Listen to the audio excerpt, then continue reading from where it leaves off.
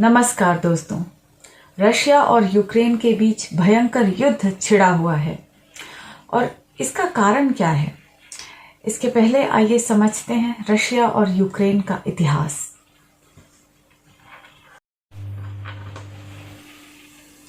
To understand the roots of the problem, we have to go beyond the last 50 or 100 years or whatever. We need to go back much further in time. So, let me give you a brief account of the history of this region. For that, let's go to the map. Finally, I can show the map again. Here we are, map. So, this is India. I'm sure you are all familiar with this part of the world. Now, let's go westwards. Do you know where Ukraine is? Well, here is Ukraine. This is Russia. If you can see my mouse pointer, this is Russia and this is Ukraine here.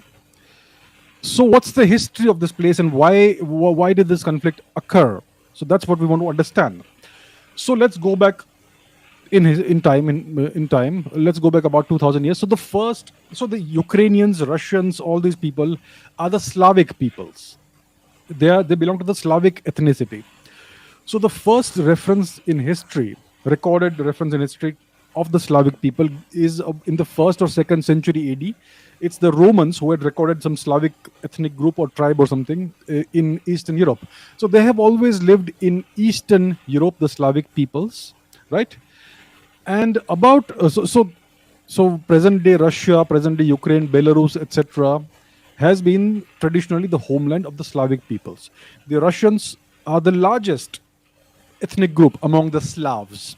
The Ukrainians are also Slavs, the Serbians, etc. They are all Slavs, Belarus, and so on and so forth. So about 1,000 years before today, in the 9th century or so, the Vikings, they made their way into the Slavic world. There was this leader called, I think his name was Rurik, who came and he took over the leadership of this place, of the Slavic people. So the Slavs were a polytheistic people. Their chief god was Perun, or what we call Parjanya in Sanskrit. He was a rain god, thunder god. You could see him like Indra, for instance. The Vikings also had, the Scandinavians also had very similar culture, so they were able to intermingle nicely. So these guys, under this guy called Rurik, they became the leaders of the Slavs for some time, even though they were Vikings. So the Slavs had Viking leadership, and these Vikings, they called themselves Rus. So it is this Viking term Rus that eventually got attached to the Slavic peoples, and they started calling themselves the Kievan Rus. Their leader was Rurik, and then it was Prince Oleg, and so on and so forth. Their capital was Kiev. Okay? So Kiev was the capital of the Kievan Rus. They were the Rus, not the Ukrainians. So that is the first capital they had, the Slavic people, in the 9th and 10th century. And in the 11th century, they became Christianized eventually, and so on. And this region, which is now called Ukraine, was eventually called Novorossiya. Novorossiya means southern Russia, or rather New Russia. So it was mostly uninhabited for the longest time.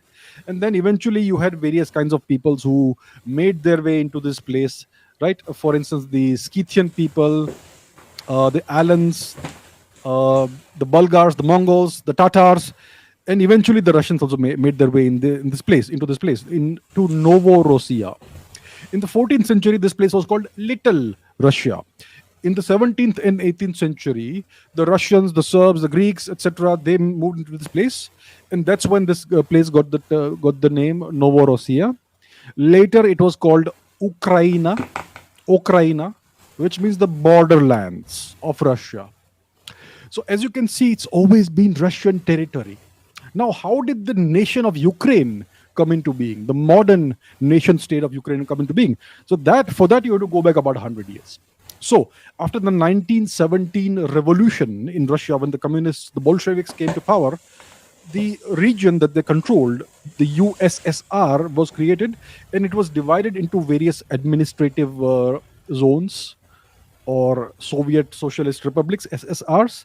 And one of these republics, for administrative purposes, was called Ukraine. So it is this region that we see here, right? So that region was created for administrative purposes. and some territories were added to it, which are all Russian speaking, and on and so on. And in 1954, I believe it was Nikita Khrushchev, after the Great War, after the Second World War, he added the region called Crimea, this peninsula over here. He added this region for administrative purposes to Ukraine. Now the constitution of the USSR was such that all these various republics had the right to secede from the union.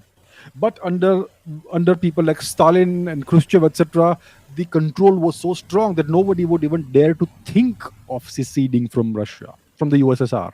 Right now, so all these regions were made part of Ukraine for administrative purposes. The eastern parts of Ukraine, the Luhansk, Donetsk regions, which is known as the Donbas region, is Russian speaking. And strangely, the Ukrainians, okay, I'll come to that later. So what happened is that after the dissolution of the USSR in 1989, Ukraine and various other republics declared their independence because Russia had very poor leadership, very weak leadership at the time.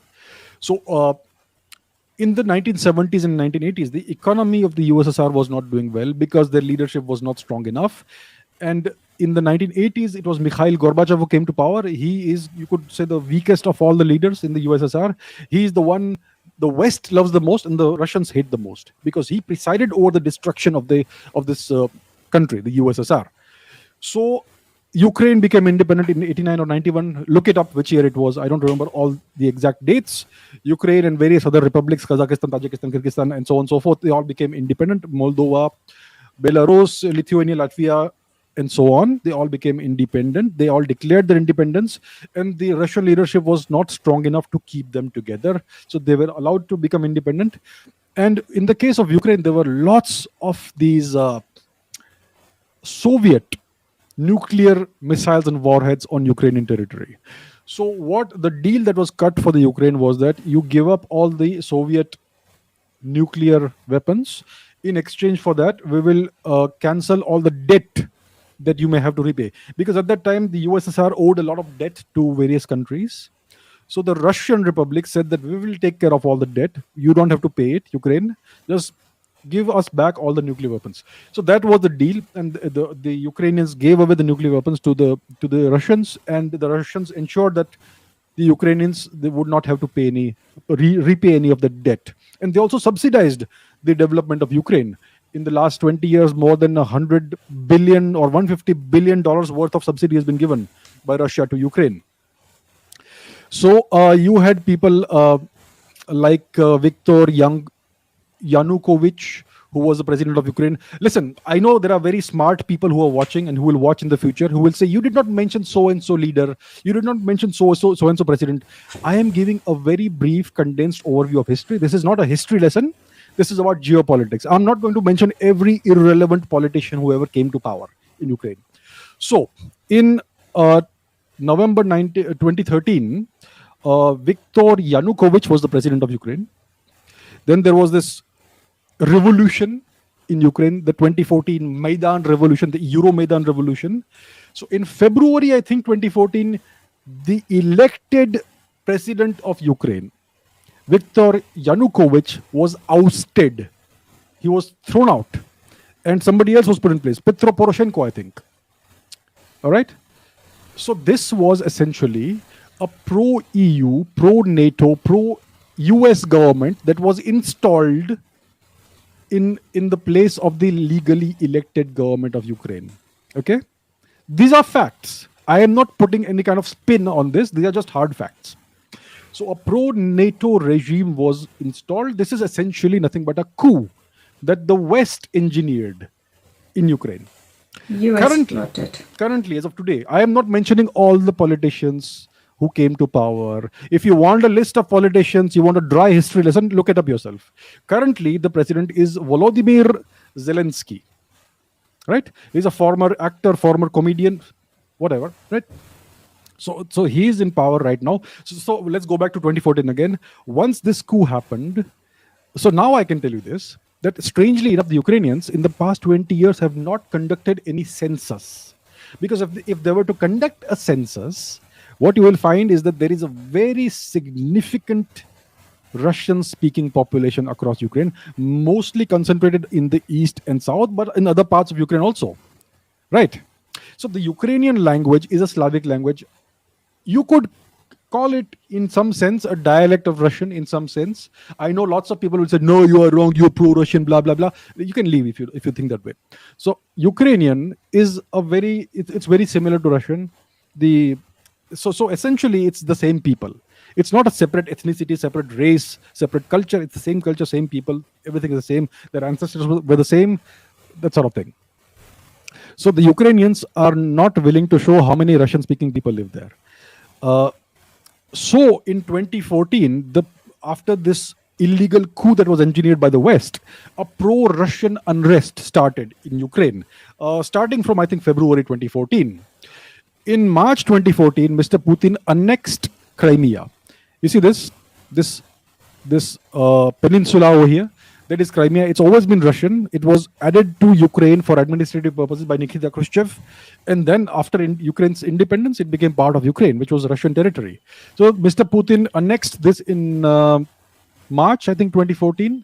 And then you had the war in Donbass, in the Luhansk and Donetsk regions and so on. In May 2014, there was a referendum, okay, in this region. So this referendum, I think what happened is in April 2014, two independent republics were announced in the Donetsk region, the Luhansk People's Republic and the Donetsk People's Republic. In May 2014, referendums were held, the Donbass status referendums, which sought to legitimize the establishment of these republics. And the war continued, the unrest continued. In 2014, there was this terrible tragedy, this horrific tragedy. Malaysia Airlines Flight 17 was shot down. They thought it was a civilian aircraft or whatever, a military aircraft or whatever. It was a horrific disaster. Then in September, you had the first Minsk agreement, which was a 10-12 point peace plan that was agreed upon. So that was in September 2014, the first Minsk agreement. In November 2014, there were general elections in the Donbass region, which elected the chief executives of these two republics and the parliaments of these two republics. By January 2015, the Minsk Protocol had collapsed.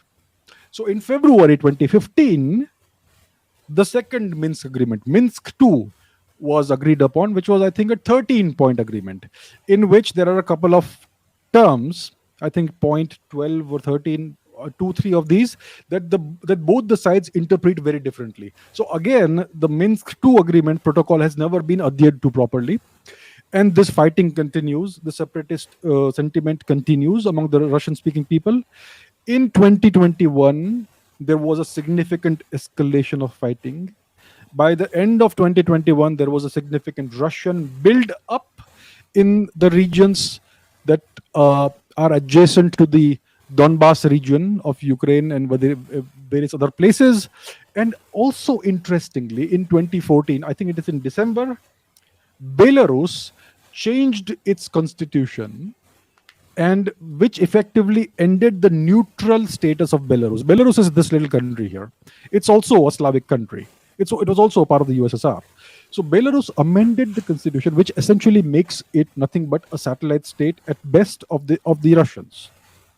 So you can say that Belarus is now willing to host Russian nuclear weapons and Russian nuclear missiles.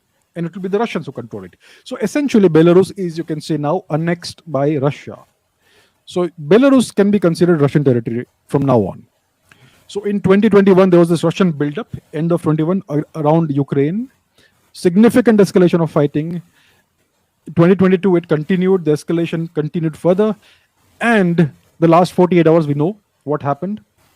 Mr. Putin has ordered an invasion of Ukraine. Now, we don't know how far the invasion will go, whether it will be whether Mr. Putin will be content to liberate the Donbass region, the eastern regions of Ukraine, the Russian majority regions of Ukraine, or does he want a complete regime change and removal of Mr. Volodymyr? Does he want to remove the current president of Ukraine? So that is what we need to see. That is what we are going to see in the coming days, whether Mr. Volodymyr Zelensky will remain in power. I mean, not in power, but in his office, or whether he will be removed and some other person will be put in place. So if that happens, it is a complete regime change. Otherwise, if the Russian incursions are stopped at a certain point, then it is a liberation of certain territories. And it's also interesting to note that some of the Russian incursions into Ukraine, invasion essentially, have happened from the north via Belarus. That's interesting. So essentially, Belarus is now part of Russia. And we are also seeing now that the Chechen troops of the Russians are now being readied. They are being prepared to come and occupy parts of Ukraine. The Chechen troops are the ones who are in the Caucasus, this region, right? This is Chechnya. There was a horrific civil war there. It was eventually controlled by Mr. Putin. It has come under control. The region is pacified. It is stabilized now. And the Chechen troops of the Russian army are the most battle-hardened troops. They know how to deal with everything, including insurgencies, including street fighting, including guerrilla warfare. They can deal with everything. They are the ones who will be put into place into Ukraine. So they will be able to deal with any insurgency that may happen in Ukraine, because obviously the West is not happy with what's happening. The Americans are not happy. The NATO is not happy with what's happening. And they may try to foment insurgency and all after the Russian takeover of the place. So that is where we are, and that is what I can tell you about the history of this place. So Ukraine is very much part of Russia, technically speaking. और Zelensky ने क्या किया? Zelensky ने मोटे तौर पर कहें तो सच्चे दोस्त रशिया को धोखा देकर धोखेबाज दोस्त वेस्ट दी नेटो फोर्सेस, उनसे दोस्ती कर ली.